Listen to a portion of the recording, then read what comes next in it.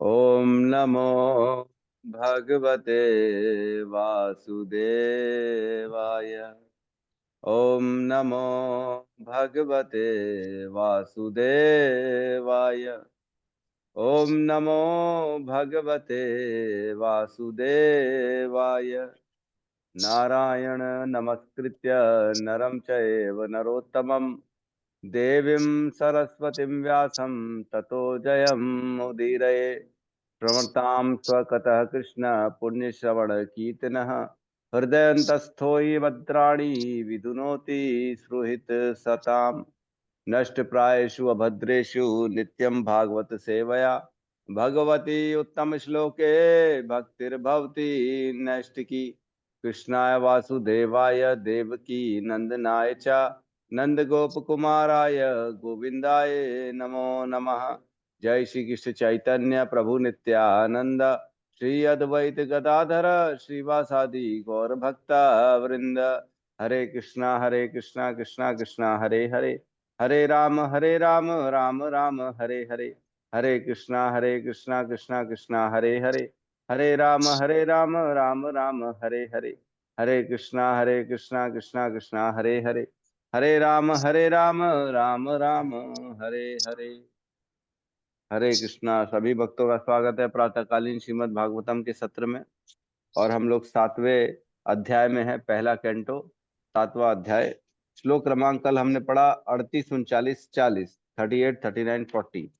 तो मैंने बताया था 35 से लेके 39 तक भगवान श्री कृष्ण जो है उसको अर्जुन को उकसा रहे हैं कि तुम जो है अश्वत्थामा का वध कर दो, और तरह तरह से उसको तर्क दे रहे हैं धर्म के अनुसार, है ना, काल के अनुसार और स्थिति परिस्थिति के अनुसार तुमको उसको वध कर देना चाहिए, तुमको उसको छोड़ना नहीं चाहिए।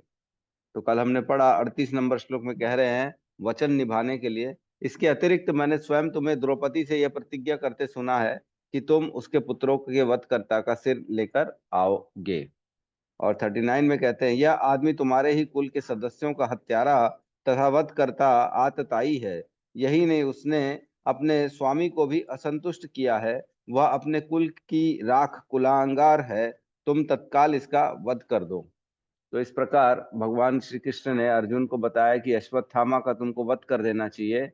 वो तुम्हारे पुत्रों का जघन्य हत्यारा है। उसने हत्या की है और उसने अपने स्वामी को भी असंतुष्ट किया है। और 40 नंबर श्लोक में सूत गोस्वामी अब बताते हैं कि अर्जुन की इच्छा नहीं है। श्री सूत गोस्वामी ने कहा, यद्यपि धर्म में अर्जुन की परीक्षा लेते हुए भगवान श्री कृष्ण ने उसे द्रोणाचार्य के पुत्र का वध करने हेतु प्रोत्साहित किया, लेकिन महात्मा अर्जुन को यह विचार नहीं भाया। यद्यपि अश्वत्थामा अर्जुन के ही कुटुंबियों का नृशंस हत्यारा था। तो भगवान की इच्छा जो थी, भगवान जो बोल रहे थे, वो विचार अर्जुन को नहीं पसंद आया। और उसकी इच्छा बिल्कुल भी नहीं थी कि मैं अर्जुन का वध करूं। ठीक है। तो अब आगे श्लोक नंबर 41 में हम प्रवेश करते हैं। मैं शेयर करता हूं।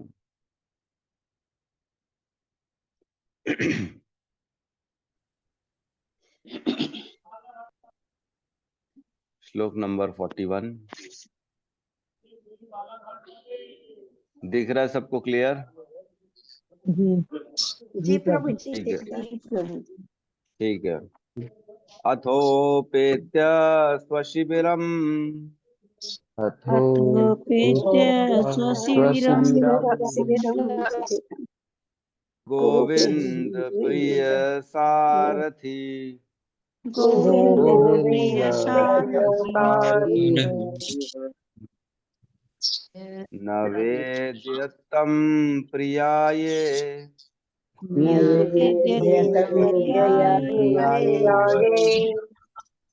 शोचन्तया आत्मजान् हतान्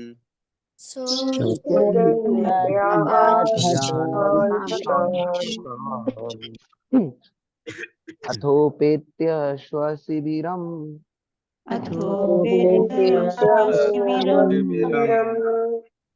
गोविंद प्रिय सारथी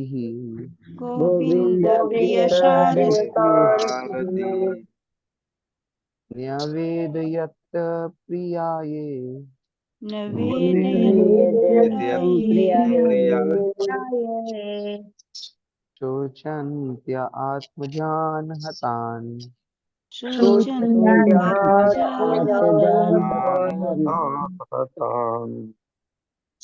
अथोपेत्या स्वाशिबिरम्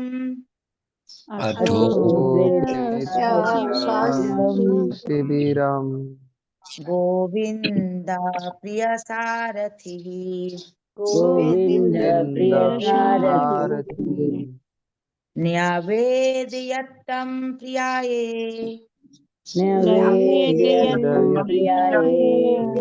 शोचन्त्य आत्मजान् हतान् शोचन्त्य आत्मजान् हतान्। हरे कृष्ण। अनुवाद। अपने प्रिय मित्र तथा सारथी श्री कृष्ण सहित अपने शिविर में पहुंचकर अर्जुन ने उस हत्यारे को अपनी प्रिय पत्नी को सौंप दिया जो मारे गए अपने पुत्रों के लिए विलाप कर रही थी।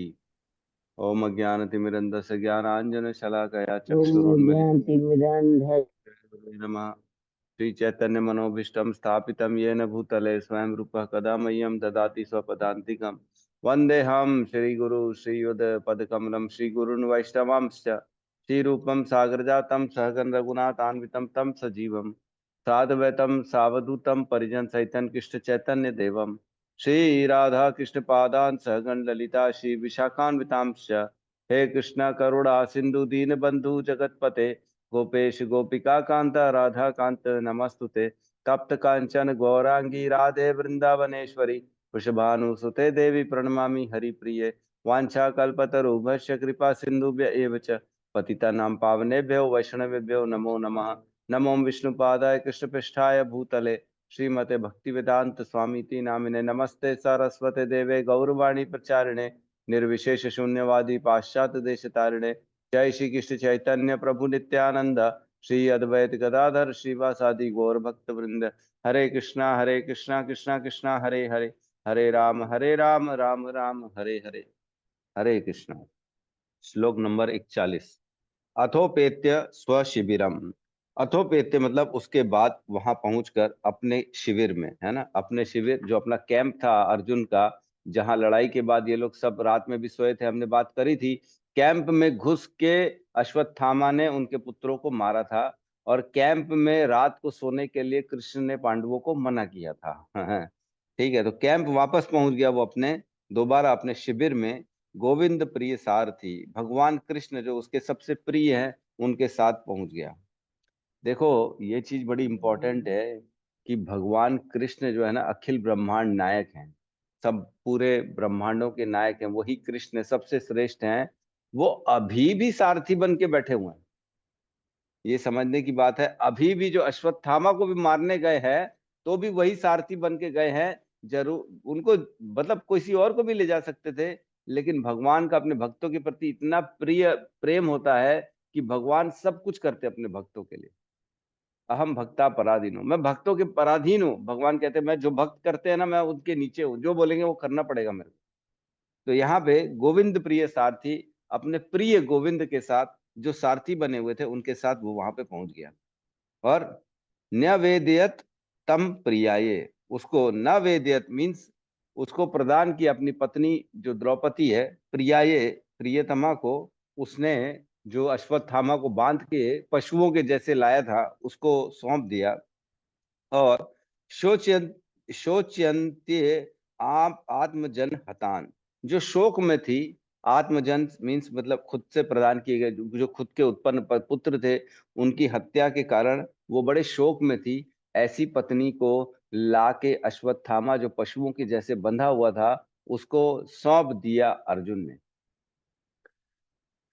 तो अर्जुन ने अपनी प्रियतमा को वचन दिया था कि मैं उसका सर काट के लाऊंगा और तुम उसके सर पे खड़े होके स्नान करना, ठीक है। लेकिन यहाँ पे अर्जुन ने जो है सर तो काटा नहीं, पूरा साक्षात उसको ला दिया। क्यों नहीं लाया सर? क्योंकि इसकी इच्छा नहीं हुई कि मैं अपने गुरु के पुत्र की वध कर दूं। हमने पिछले श्लोक में चर्चा करी, उसकी बिल्कुल भी इच्छा नहीं थी, जबकि उसकी आंखें तांबे के जैसे लाल हो गई थी, इतना गुस्सा था उसके अंदर। फिर भी उसने वध नहीं किया अश्वत्थामा का, जबकि सामर्थ्य था वध करने में। ये चीज समझने की बात है। अगर हम सामर्थ्य हों और हम क्रोधित भी हों, ऑलरेडी क्रोध में भी हों, और सामने वाले ने अधर्म भी किया हो, और अधर्म भी ऐसा जघन्य अपराध किया हो, एकदम खतरनाक टाइप वाला, हमारे खुद के बच्चे, हमारे खुद के घर में किया हो किसी के साथ, तो भी क्या हम उसको पनिशमेंट नहीं देंगे? अरे हमारे अंदर सामर्थ्य नहीं होता तो भी हम जाके बोल देते हैं गुस्से में, अंड बंड बातें कर देते हैं। लेकिन यहाँ पे देखो, अर्जुन ने सब सब है उसके पास, वध करना चाहता है, वध कर सकता है, कोई बड़ी बात नहीं है, लेकिन वध नहीं कर रहा है। क्यों? क्योंकि उसके अंदर बहुत विल पावर, बहुत कंट्रोल है उसके अंदर, वो समझदार है, वो कोई हमारे जैसा नहीं है गुणों के अधीन। यहाँ पे कह रहे हैं उसने उसको प्रदान किया। लास्ट की 3 लाइन जो है तात्पर्य की, उसको मैं पढ़ रहा हूँ। इसलिए प्रत्येक व्यक्ति को आध्यात्मिक जगत में श्री भगवान का सानिध्य प्राप्त हो सकता है अगर वह ऐसी इच्छा रखता है और उसके लिए भक्ति योग की विधि द्वारा निष्ठापूर्वक प्रयत्न करता है। तो ये समझ में 2 लाइन और पढ़ लेता हूँ ताकि समझ में आए। इस प्रकार प्रत्येक जीव किसी न किसी प्रिय संबंध द्वारा भगवान से जुड़ा है, चाहे वह दास का हो, मित्र का हो, या माता पिता का हो, या माधुर्य प्रेम का हो। तो हम भगवान से किसी न किसी रिश्ते में जुड़े। एक्चुअल में इसके तात्पर्य में श्रील प्रभुपाद ने ये जो गोविंद प्रिय सारथी है ना, उसकी व्याख्या करी है बहुत ज्यादा अच्छे से डिटेल में, कि हम कैसे भगवान के अंश हैं, हम कैसे भक्ति योग के द्वारा भगवान तक पहुंच सकते हैं। भक्त्या माम अभिजानाति यावन च अस्मि तत्वतः। भगवान भगवत गीता में कहते हैं केवल भक्ति के द्वारा ही मुझे जाना जा सकता है तत्व से, और किसी के द्वारा नहीं जाना जा सकता। कोई सोचे मैं पढ़ लूंगा, समझ लूंगा, नहीं जान सकते भगवान को। यहाँ कह रहे हैं कि जो व्यक्ति चाह रहा है, एक्चुअल में हमको समान रूप से रहना है, अपने आप में कंट्रोल करके रखना है, गुस्से को, प्रिय मोह को, इन सब से ऊपर रहना है, तब भगवान हमको अपना मानते हैं, भगवान तब भगवान की कृपा मिलती है। तो यहाँ पे अर्जुन को भगवान की पूरी कृपा मिली हुई है। ठीक है, हम अगले श्लोक में प्रवेश करते हैं।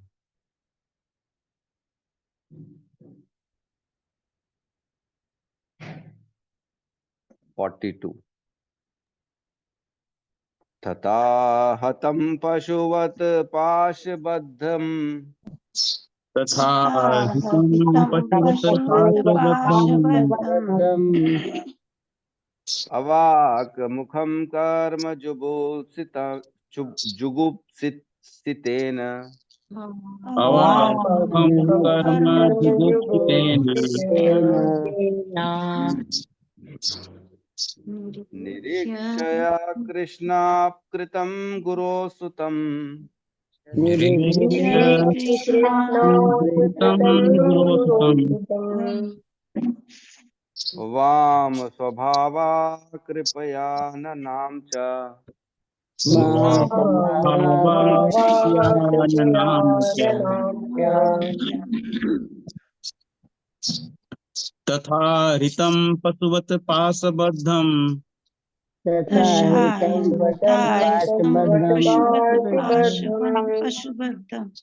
अवाकमुखं कर्म जुगुप्सितेन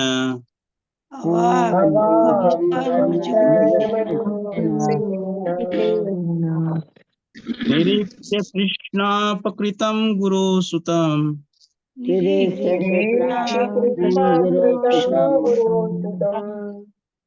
वाम स्वभावा कृपया ननाम च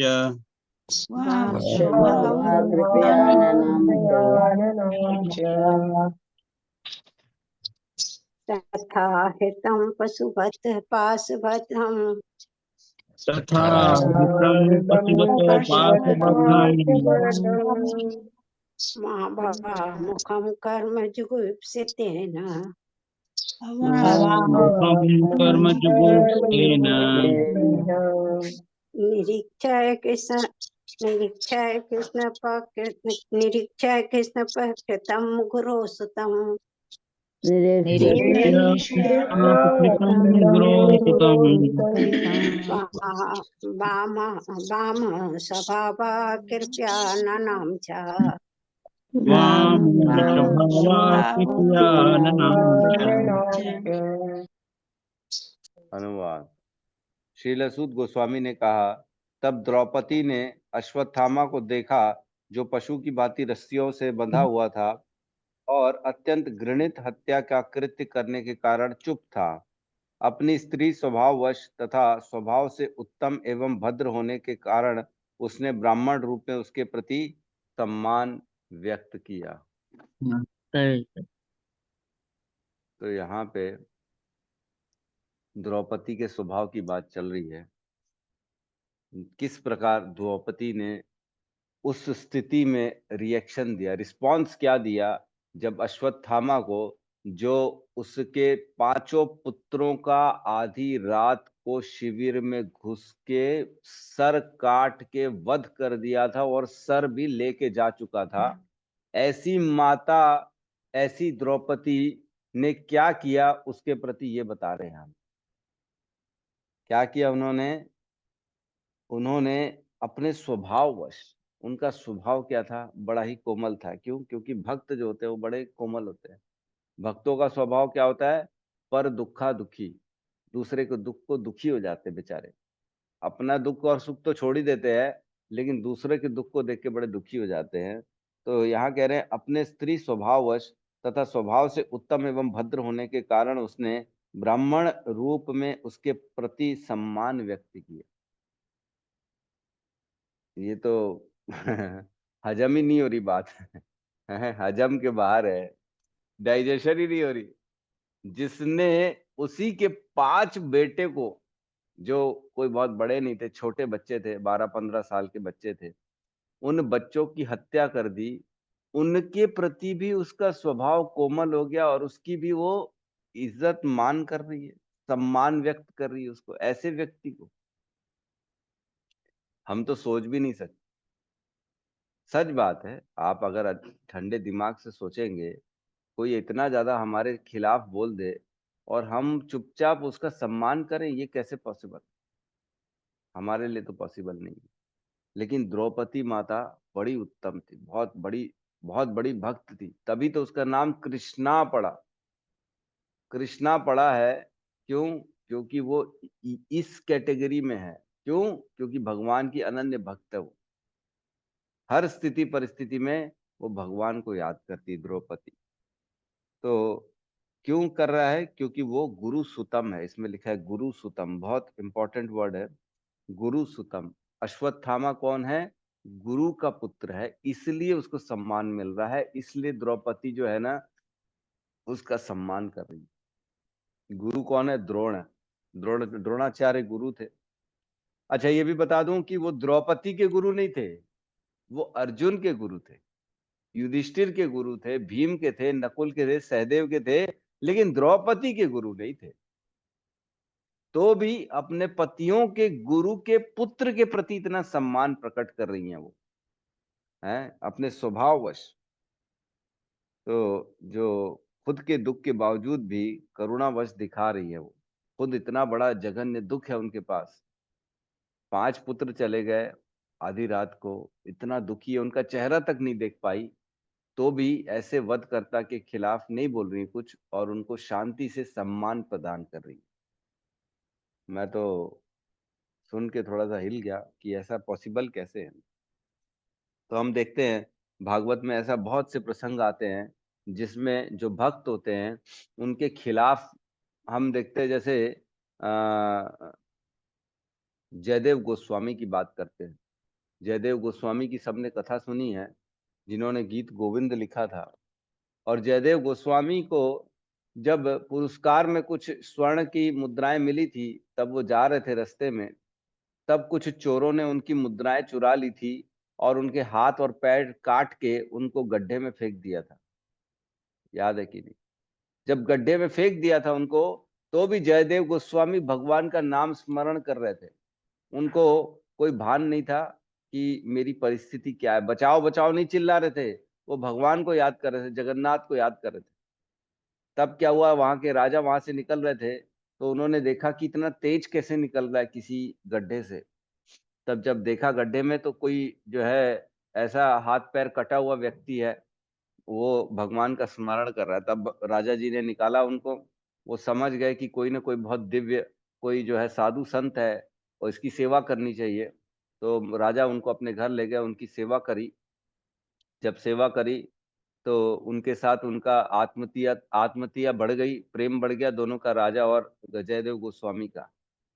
तब एक दिन यही चार चोर वापस उसी राजा के पास आए, क्योंकि राजा सभी संतों और साधुओं की बड़ी जो है आदर सम्मान करते थे। जयदेव गोस्वामी के अनुसार सबको कुछ न कुछ दान देते थे। राजा जयदेव गोस्वामी से पूछ के सारे ऋषियों का सम्मान करते थे। तो जब ये चार आए, तब वेश बदल के पहुंचे। तब जयदेव गोस्वामी ने तो पहचान गया कि ये चार कौन है, वही चार है जिन्होंने मेरे हाथ पैर काटे और मेरे को गड्ढे में फेंका था। लेकिन जयदेव गोस्वामी ने उनको बोला, राजा को, कि ये तो महान संत हैं, इनका तो विशेष आदर सत्कार होना चाहिए। तब राजा ने उन संतों को अपने राजमहल में जगह दी रहने के लिए, उनका आदर सत्कार किया, उन चोरों का, चार चोरों का। और उनके बाद जब वो जा रहे थे, तब उनको अपने सिपाही भी दिए और काफी दान भी दिया, स्वर्ण मुद्राएं वगैरह बहुत दान में दी। तब जब जा रहे थे, तो चार चोरों से सैनिक जो छोड़ने जा रहे थे, वो उन्होंने पूछा कि ऐसा क्या संबंध है आपका और जयदेव गोस्वामी का कि आपके प्रति इतने सम्मानित हैं, वो इतना आपके लिए कर रहे हैं, जबकि उनके हाथ पैर तो हैं ही नहीं। तो उन्होंने बताया, चार चोरों ने, कि जयदेव गोस्वामी जो थे वो पहले उन्होंने चोरी करी थी। मतलब झूठ बोल रहे थे, फिर चोर झूठ बोल रहे थे कि उन्होंने चोरी करी थी और हम राजा के सिपाही हैं। राजा ने हमको बोला था कि इनका वध कर देना, लेकिन हम लोग करुणावश, दयावश हमने वध नहीं किया, हमने केवल इनके हाथ पैर काट के इनको छोड़ दिया था जंगल में, ताकि इनके प्राण बचे रहें। जब ऐसा उन्होंने झूठ बोला फिर से, तो पृथ्वी माता को सहन नहीं हुआ और पृथ्वी माता फट गई और उन चारों चोर जो है उस पृथ्वी में समा गए। ये सब देखा सैनिकों ने, और जब सैनिक वापस राजा के पास जाके बताया कि देखो ऐसा ऐसा हुआ है, इन्होंने ऐसा बोला, फिर पृथ्वी फट गई, चारों के चारों पृथ्वी में समा गए। तब राजा ने फिर जयदेव गोस्वामी से सत्य बात पूछी। तब जयदेव गोस्वामी ने सब सच सच बता दिया, ऐसा ऐसा हुआ था। तो जब सच सच बताया जयदेव गोस्वामी ने, तब स्वयं राजा ने देखा कि खुद ब खुद जो उनके हाथ पैर कटे हुए थे, वो वापस वापस आ गए, एकदम वापस तंदुरुस्त हो गया, जैसे थे पहले, पूर्व के जैसे वैसे हो गए खुद ब खुद। तो इस प्रकार जो शुद्ध भक्त होता है, ये शुद्ध भक्त की कैटेगरी है। हम तो केवल सोच ही सकते हैं कि ऐसे भी होते हैं शुद्ध भक्त। हम पता नहीं कब होंगे। तो कोई कितना भी गलत बोल दे, शुद्ध भक्तों को कोई फर्क नहीं पड़ता, वो अछूते रहते हैं इन सब चीजों से। लेकिन इसका मतलब ये नहीं है कि भक्त किसी को कुछ बोले ना। एक बार नारद जी जो होते हैं, नारद जी सांप से भेंट करते हैं। बहुत जहरीला सांप था, लोग उससे बहुत डरते हैं, सबको काट देता था सांप, सब मर जाते थे। तो नारद जी सांप को बोलते हैं, तुम इतना वध करते हो, अच्छा लगता है, इतना लोग मरते तुम्हारे चक्कर में, वध मत करो तुम। तो सांप बोले, फिर मैं क्या करूं? बोले, तुम चुप रहो, बस भगवान का स्मरण करो। ठीक है, सांप ने नारद जी की बात मानी और कुछ नहीं करता था फिर। तो धीरे धीरे क्या हुआ, लोगों को जब पता पड़ गया कि सांप तो कुछ नहीं करता, तो लोगों ने उसको पीटना चालू कर दिया, खेलना चालू कर दिया, बच्चों ने उठा उठा के फेंकते थे सांप को। और वो जबकि जहरीला सांप, क्योंकि वो भक्त बन गया था, वो कुछ नहीं करता था, तो लोग डरते ही नहीं थे उससे। उसको डंडे भी मारे, लात भी मारे, फेंके भी इधर उधर, बच्चे कैच कैच करते थे सांप के साथ फेंकते थे कहीं पे भी।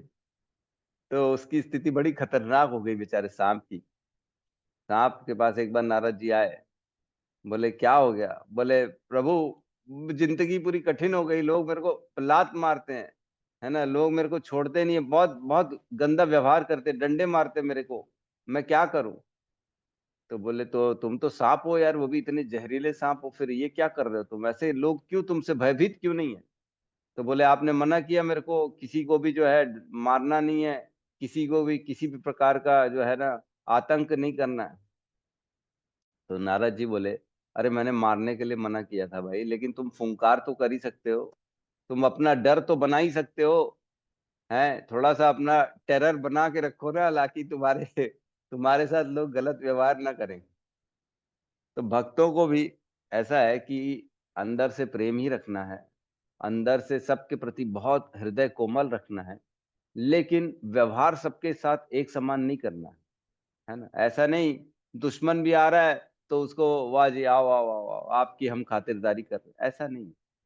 जब आपको मालूम है सामने वाले के हृदय में हमारे प्रति कपट भरा हुआ है, तो आपको व्यवहार ऐसा नहीं करना है, लेकिन देखना उसको भगवान का भक्ति है, उसको हृदय से प्रणाम ही करना है, अंदर ही अंदर हृदय से उसको प्रणाम कर लिए और भगवान से प्रार्थना कर लिए कि हे भगवान, आप जिस प्रकार मेरे हृदय में बैठे हो उस प्रकार आप इसके हृदय में भी बैठे हो, इसको ज्ञान दो भगवान, इसको अपनी भक्ति दो, इसको समझ दो, ताकि ये जो गलत सलत काम कर रहे हैं इससे ये बच सके।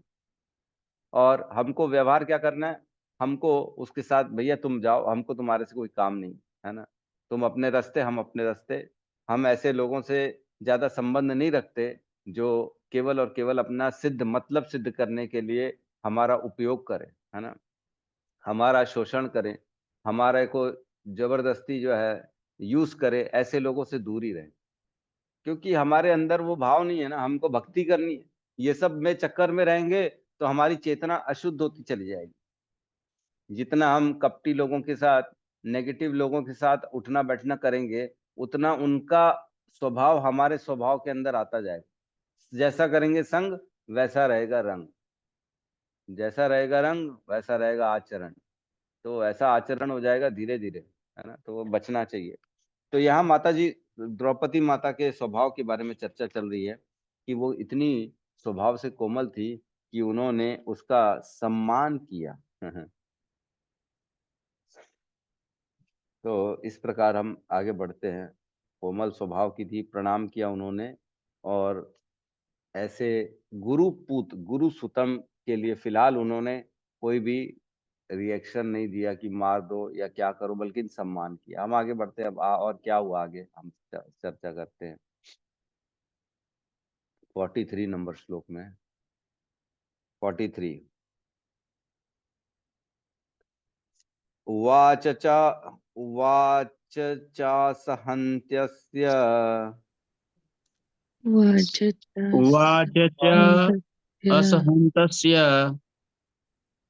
बन्धनानयं सति बन्धनानयनं बन्धनानयनं सति सति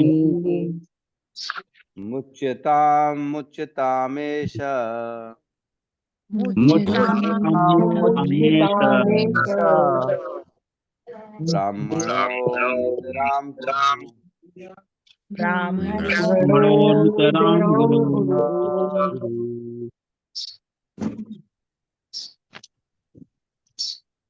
कोई बोलेगा। उवाच च असहन्त्यस्य उवाच बन्धनानयनं सति बन्धनानयनं सति मुच्यतामेष मुच्यतामेष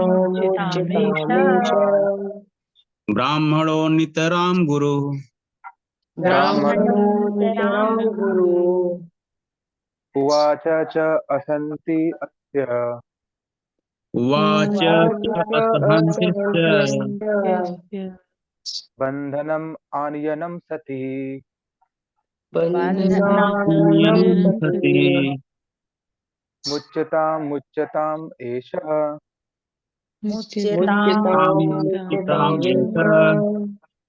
ब्राह्मण नितरां गुरु। ब्राह्मणो ब्राह्मणो नितरां गुरु। अनुवाद। वह अश्वत्थामा का इस प्रकार रस्सियों से बाधा जाना सह न सकी, और भगवत परायण स्त्री होने के कारण उसने कहा इसे छोड़ दो, क्योंकि यह ब्राह्मण है, हमारा गुरु है। अब क्या कह रही हैं, छोड़ ही दो। अब तक तो बंधा हुआ था, अभी तक तो उन्होंने सम्मान किया था उसका, लेकिन अब कह रही मुच्यताम मुच्यताम। ऐसा भी नहीं कि केवल एक बार मुच्यताम, 2 बार, छोड़ दो छोड़ दो छोड़ दो। कई बार होता है ना, जब परेशान हो जाते हैं, छोड़ दो छोड़ दो छोड़ दो, हाथ जोड़ो छोड़ दो। वही कह रही है यहाँ पे, मुच्यताम मुच्यताम एषा, किसको छोड़ दो? ब्राह्मणो नितराम गुरु। ये ब्राह्मण है, नितराम गुरु है। नितराम मीन्स हम सबका, मतलब कई चीजें होती है ना बिना बोले स्वीकार की जाती है ना। जैसे दोपहर में निकलेंगे तो बिना बोले मानना ही पड़ेगा, धूप तो लगेगी। बारिश में निकलेंगे तो बिना बोले मानना ही पड़ेगा, भीग जाएंगे, इससे अच्छा छतरी लेके जाओ, है ना। तो ये कुछ चीजें पहले से ही समझने वाली रहती है। तो वही है नितराम गुरु, ये समझने से, ये हमारे गुरु ही है, ये भी गुरु ही है हमारे। नितराम गुरु, बहुत उच्च कोटि के विचार है यहाँ पे द्रौपदी के।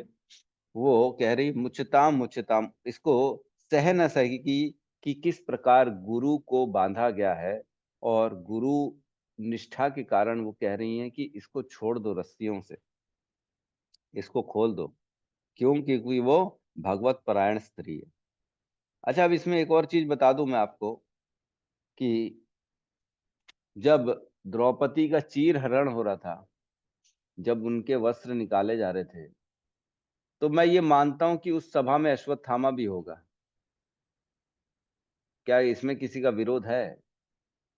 क्योंकि सभी थे उसमें, आचार्य द्रोण थे, कृपाचार्य थे, प्रभु जी भीष्म थे, पिता, अश्वत्थामा थे प्रभु जी इसमें।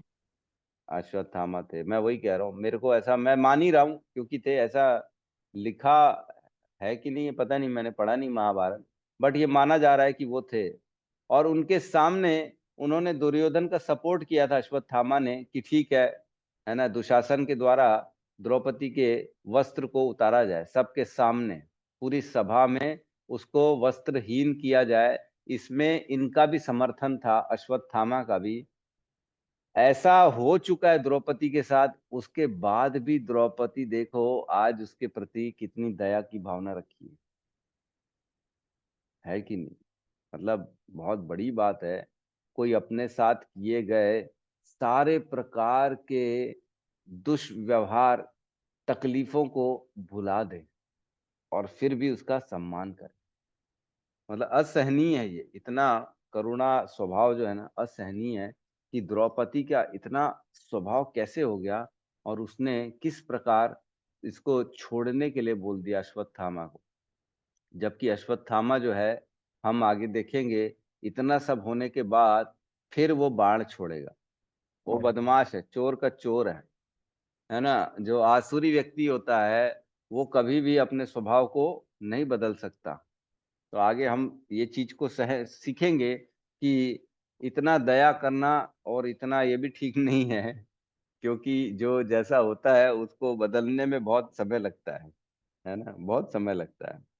तो यहाँ पे गुरु के बारे में कुछ बताया गया है तात्पर्य में, मैं वो पढ़ रहा हूँ। अर्जुन यह भली भांति जानते हुए कि अश्वत्थामा को बंदी बनाया था कि वह द्रोणाचार्य का पुत्र है, ये जानते हुए बनाया था।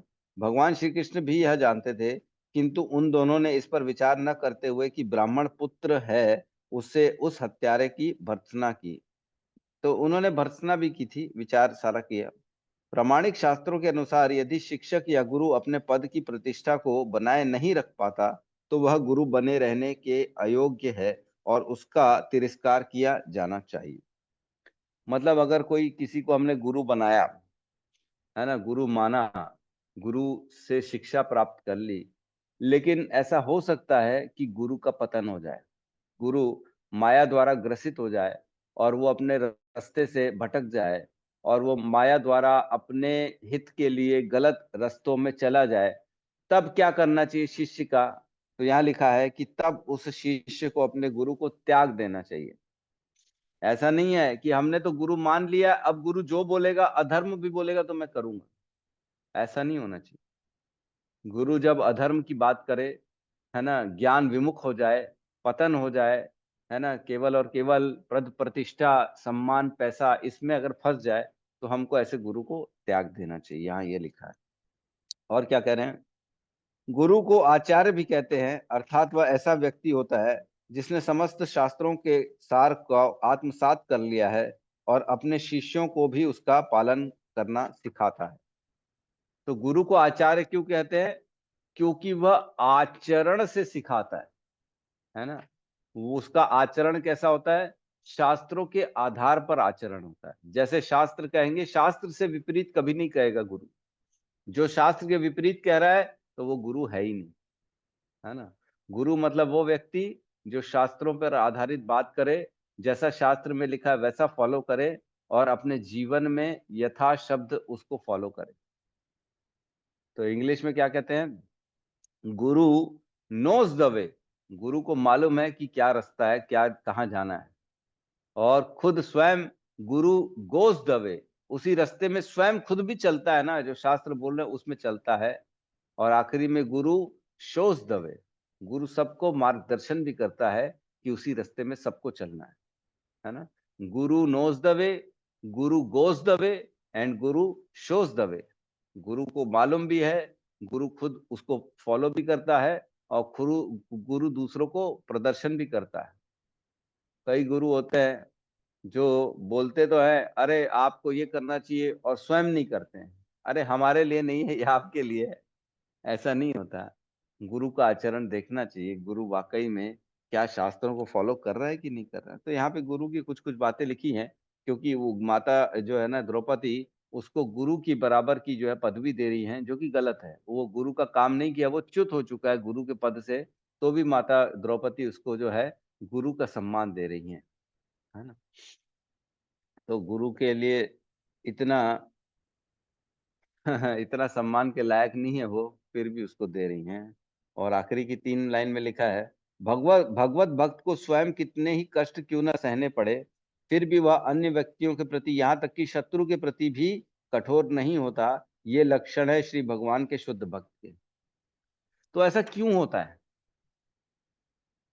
क्या हम इसकी गहराई में जा सकते हैं कि ऐसा क्यों होता है कि भगवत भक्त किसी को भी दोषी नहीं मानता, जो उसके साथ गलत भी करे तो भी। क्योंकि भक्त को मालूम है कि ये मेरे जीवन में जो दुख आया है, ये मेरे कर्मों के कारण आया है ना। और जो देने वाला है वो तो केवल एक माध्यम है। मेरे जीवन में जो सुख और दुख को आ रहा है वो क्यों आ रहा है, क्योंकि मैंने ऐसे कर्म किए। हम जानते हैं कि जिस समय व्यक्ति का जन्म होता है, उसी समय उसके पूरे जीवन के सुख दुख निश्चित हो जाते हैं कि इसके जीवन में कितने सुख आएंगे, कितने दुख आएंगे। कितना बड़ा बड़ा दुख आएगा ये निश्चित पहले दिन ही हो जाता है। तो जब दुख आता है, तब हम किसी को जिम्मेदार कैसे बना सकते हैं कि इसके कारण मेरे जीवन में दुख आया। समझ पा रहे हैं ना एक भेद को, कि भक्त की सोचने की दृष्टि क्या होती है। भक्त सोचता है मेरे जीवन में दुख आए हैं वो मेरे कर्मों के कारण आए हैं, मेरे को दुख और सुख केवल और केवल मेरे कर्म देते हैं और कोई मेरे को नहीं देता। जो कि सच है ये, इसमें कोई भी मतलब कोई भी नेगेटिव बात नहीं है, कोई भी अस्वीकार करने वाली बात नहीं है कि जीवन में सुख दुख केवल और केवल कर्म के अनुसार ही आते हैं। तो प्रभु जी इतने बड़े बड़े दुख आ गए, हाँ आ गए।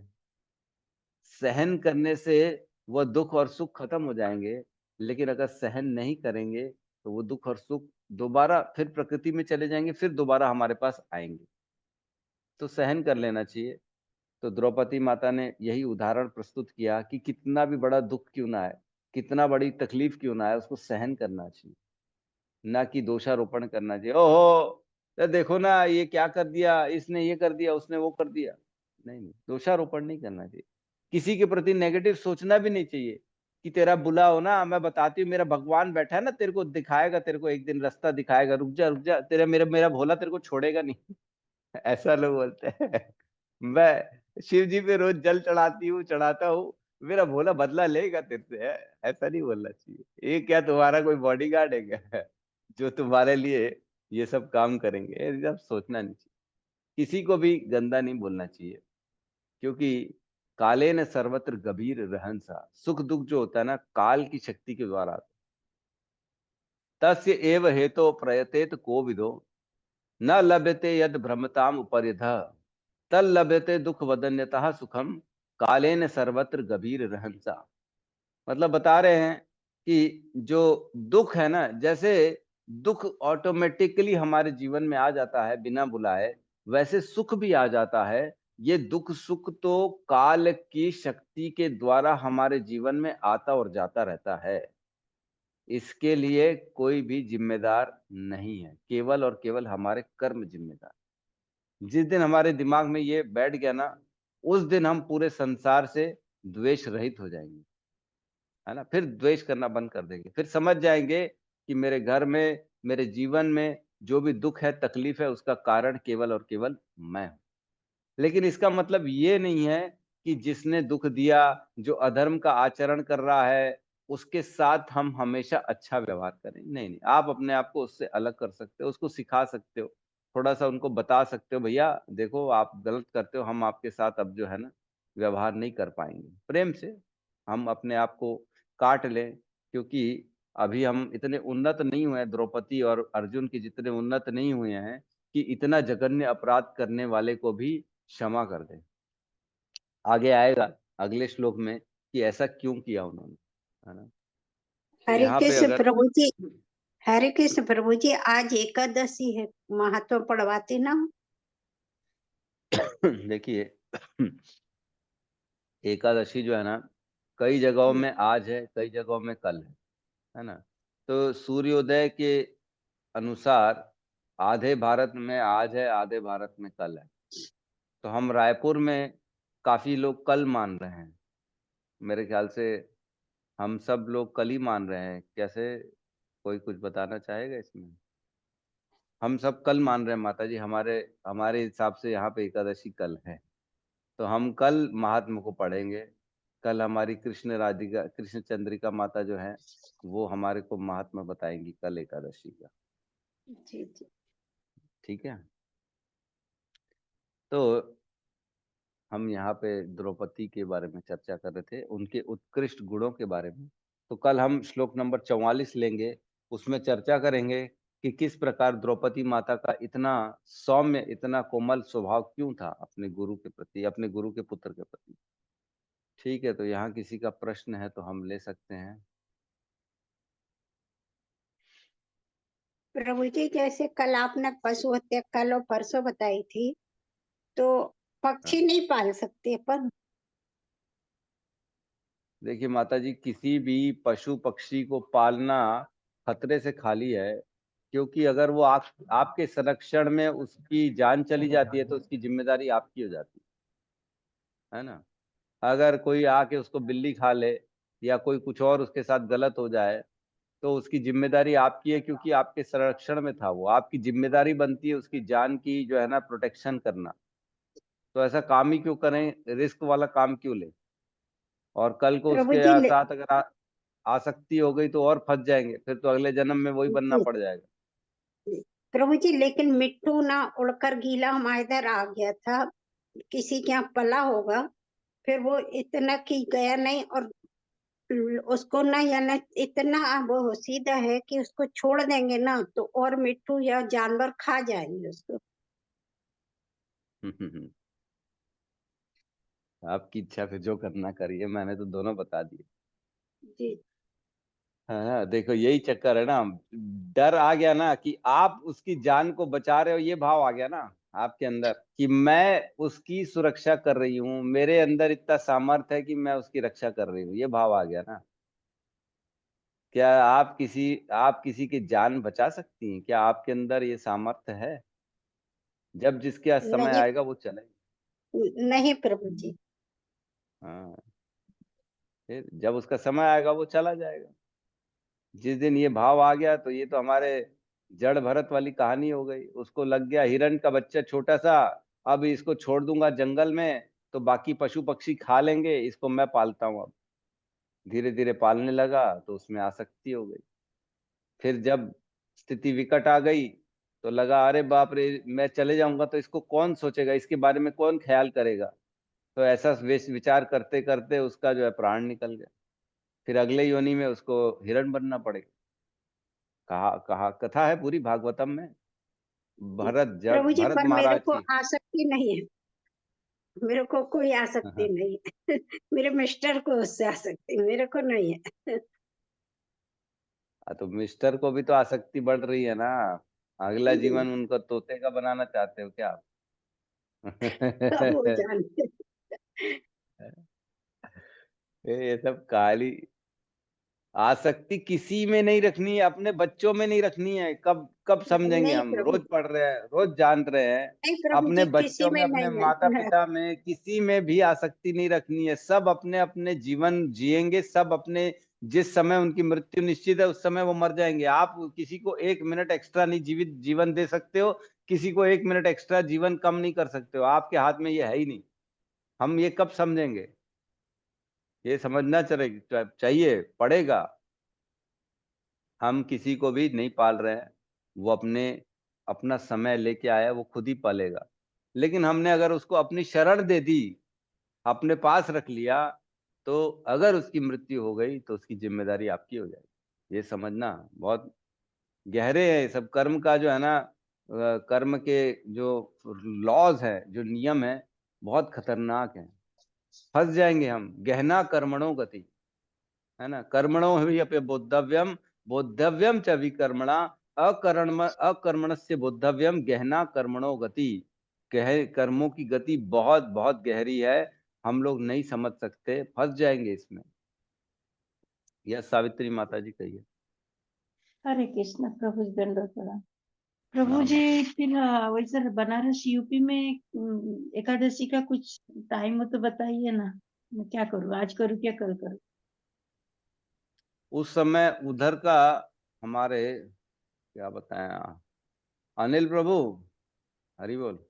यह प्रभु जी, हरे कृष्ण।